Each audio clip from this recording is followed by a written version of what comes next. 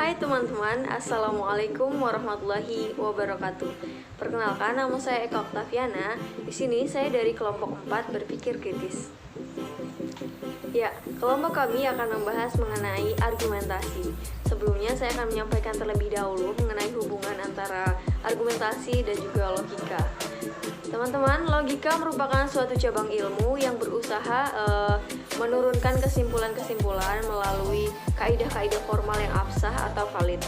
Karena hubungan yang sangat erat antara logika dan juga argumentasi maka sering sekali bentuk-bentuk dan istilah-istilah logika ini dipergunakan begitu saja dalam sebuah argumen. Nah, bahwa ternyata suatu hubungan yang sangat erat antara keduanya tidak dapat disangkal. Untuk itu harus ditarik garis perbedaan yang harus jelas antara logika sebagai suatu ilmu dan juga argumentasi sebagai suatu bentuk retorika. Nah, untuk mengetahui perbedaan tersebut, saya akan menjelaskannya, yaitu perbedaan yang harus diperhatikan antara kedua bidang ini adalah pertama-tama mengenai istilah yang dipergunakan. Nah, istilah benar atau true dan juga salah atau false pertama-tama ini dipergunakan dalam argumentasi. Nah, jadi dalam argumentasi itu menggunakan true atau false atau benar dan salah. Sebaliknya untuk logika ini kita dipergunakannya istilahnya seperti absah atau valid dan juga tak absah atau invalid seperti itu. Nah, bila semua bentuk formal yang dipergunakan itu menurunkan suatu kesimpulan yang dipenuhi, maka silogisme dinyatakan absah. Nah, bila silogisme ini absah, maka dengan sendirinya kesimpulan yang diperoleh juga bersifat absah. Sebaliknya, jika benar, bila bentuknya tak absah, maka kesimpulannya juga tak absah. Seperti itu. Dalam argumentasi yang dijadikan persoalan ini adalah apakah semua proposisi ini bersama konklusinya itu benar atau tidak, seperti itu. Baik, lanjut ya teman-teman mengenai silogisme. Di sini akan saya jelaskan mengenai silogisme. Silogisme itu sendiri mengandung satu atau lebih proposisi yang salah. Kesalahan yang dikandung sebuah proposisi mengisyaratkan kepada kita bahwa fakta-fakta yang dinyatakan tidak benar atau false, misalnya silogisme berikut absah sifatnya tetapi salah bila dilihat dari sudut argumentasi karena proposisi mayornya ini salah. Nah, berikut ada contohnya mengenai premis mayor. Premis mayor ini contohnya semua mahasiswa adalah pejuang. Kemudian premis minor, Ali adalah seorang mahasiswa. Kemudian konklusi sebab itu Ali adalah seorang pejuang. Dari segi formal, silogisme ini di atas absah sifatnya. Tetapi sebagai argumen, silogisme ini tidak meyakinkan karena proposisi mayornya ini salah atau diragukan kebenarannya. Tetapi bila kita menerima proposisi mayornya, maka kesimpulannya bersifat absah. Dalam sebuah argumentasi, pembicara atau pengarang harus yakin bahwa semua premis mengandung kebenaran, sehingga ia dapat memengaruhi sikap hadirin atau pembaca. Seperti itu. Untuk membuktikan sesuatu, silogisme bukan hanya harus mengandung sebuah struktur yang absah, tetapi juga proposisinya harus mengandung pernyataan-pernyataan yang benar mengenai dunia kita ini. Nah, logika memusatkan perhatiannya pada proses berpikir, sedangkan retorika memusatkan perhatiannya pada isi, pada kebenaran yang nyata yang ada di alam ini. Seperti itu. Saja dari saya, akan dilanjutkan oleh Saudara Endah Dina Atiko. Terima kasih. Saya Endah Dina Atiko, NPM 1813041015 akan melanjutkan tentang dasar dan sasaran. Argumentasi atau tulisan argumentatif yang ingin mengubah sikap dan pendapat orang lain bertolak dari dasar-dasar tertentu menuju sasaran yang hendak dicapainya. Dasar yang harus diperhatikan sebagai titik tolak argumentasi adalah yang pertama, pembicara atau pengarang harus mengetahui serba sedikit tentang subjek yang akan dikemukakannya, sekurang-kurangnya mengenai prinsip-prinsip ilmiahnya. Yang kedua, pengarang harus bersedia mempertimbangkan pandangan-pandangan atau pendapat-pendapat yang bertentangan dengan pendapatnya sendiri. Di samping kedua prinsip di atas, penulis atau pembicara harus memperhatikan pula ketiga prinsip tambahan berikut. Yang pertama, pembicara atau penulis argumentasi harus berusaha untuk mengemukakan pokok persoalannya dengan jelas. Ia harus menjelaskan mengapa ia harus memilih topik tersebut. Yang kedua, pembicara atau penulis harus menyelidiki persyaratan mana yang masih diperlukan bagi tujuan-tujuan lain yang tercakup dalam persoalan yang dibahas itu, dan sampai di mana kebenaran dari pernyataan yang telah dirumuskannya. Yang ketiga, dari semua maksud dan tujuan yang terkandung dalam persoalan itu, maksud yang mana yang lebih memuaskan pembicara atau penulis untuk menyampaikan masalah. Di samping prinsip-prinsip yang harus diperhatikan, penulis selalu berusaha pula untuk membatasi persoalannya, yang menetapkan di mana terletak titik atau sasarannya, ketidaksesuaian pendapat antara pengarang dan pembaca. Dengan demikian, ia dapat mengubah keyakinan atau mempengaruhi sikap dan tindakan pembaca atau hadirinnya. Untuk membatasi persoalan dan menetapkan titik ketidaksesuaian, maka sasaran yang harus ditetapkan untuk diamankan oleh setiap pengarang argumentasi adalah yang pertama, 1. Argumentasi itu harus mengandung kebenaran untuk mengubah sikap dan keyakinan orang mengenai topik yang akan diargumentasikan. Seharusnya menyusun fakta-fakta menuju suatu kesimpulan yang tepat diterima, atau ia harus menyusun proposisi-proposisi yang benar. Dengan demikian, lawannya tidak bisa mengajukan fakta atau proposisi dan kesimpulan yang bertentangan dengan fakta dan kesimpulan itu.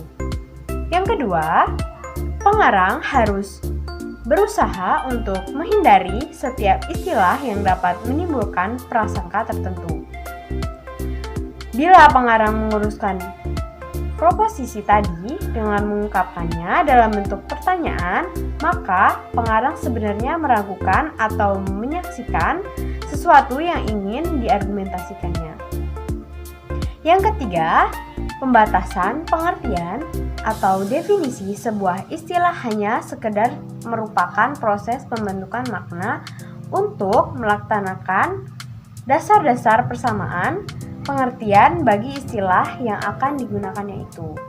Tetapi, hal itu sangat penting supaya tujuan utama jangan diabaikan atau terganggu hanya karena timbul ketidaksepakatan baru mengenai istilah itu.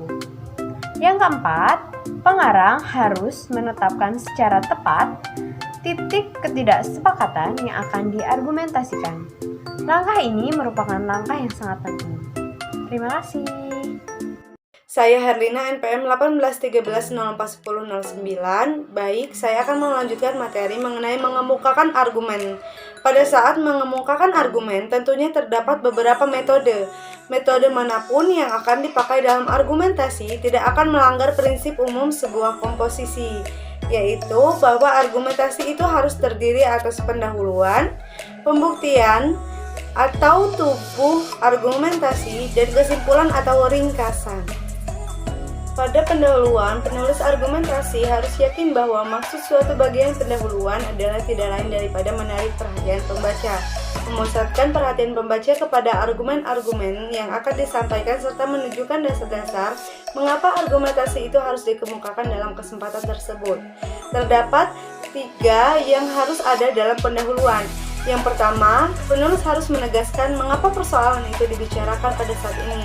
Yang kedua, penulis harus menjelaskan juga latar belakang historis yang mempunyai hubungan langsung dengan persoalan yang akan diargumentasikan, sehingga dengan demikian pembaca dapat memperoleh pengertian dasar mengenai hal tersebut. Yang ketiga, dalam bagian pencapaian penulis argumentasi kadang-kadang mengakui adanya persoalan-persoalan yang tidak dapat dimasukkan dalam argumentasi. Sebaliknya, ia akan menegaskan sesuatu yang dianggap akan menolongnya untuk sampai ke konklusi yang benar.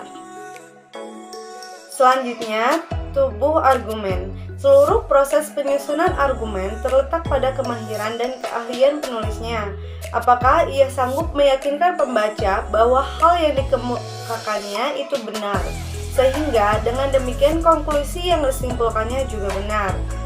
Hakikat kebenaran dan mencakup pula persoalan menyediakan jalan pikiran yang benar bagi pembaca, sehingga mereka dapat menerima bahwa kesimpulan yang diturunkan juga benar. Kebenaran dalam jalan pikiran dan konklusi itu mencakup beberapa kemahiran tertentu, seperti kecermatan mengadakan seleksi fakta yang benar, penyusunan bahan secara baik dan teratur, kekritisan dalam proses berpikir, penyuguhan fakta, evidensi, kesaksian, pesimis, dan sebagainya dengan benar. Yang terakhir yaitu kesimpulan dan ringkasan. Dengan tidak mempersoalkan topik mana yang dikemukakan dalam argumentasi, pengarang harus menjaga agar konklusi yang disimpulkan tetap memelihara tujuan dan menyegarkan kembali ingatan pembaca tentang yang telah dicapai dan mengapa konklusi-konklusi itu diterima sebagai sesuatu yang logis.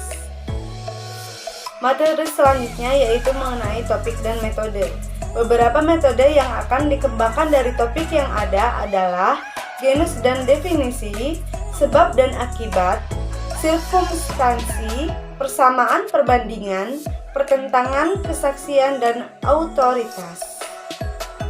Yang pertama, genus dan definisi. Argumen-argumen yang mempergunakan genus dan definisi memiliki hakikat yang sama, sebab keduanya menggunakan wujud barang atau klasifikasi yang sudah ada. Klasifikasi dapat pula merupakan sesuatu yang baru berkat pemikiran pengarang. Namun dalam hal manapun harus jelas dasar dan ciri kelas yang dikemukakannya.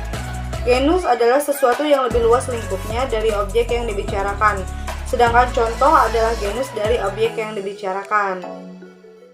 Yang kedua, sebab dan akibat.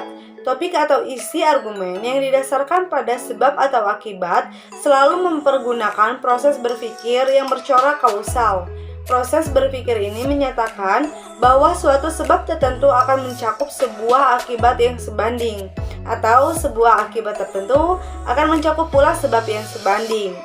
Yang ketiga, keadaan atau sirkumstasi.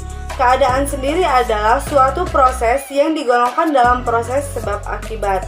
Kalau penyajian keadaan itu tidak meyakinkan sebagai keadaan terpaksa, maka argumentasinya akan ditolak. Suasana terpaksa tidak boleh menghasilkan alternatif. Sirkumstasi atau keadaan tergolong dalam relasi kausal. Tetapi sejauh tidak ada alternatif lain, maka keadaan itulah yang dijadikan argumen. Yang keempat adalah persamaan.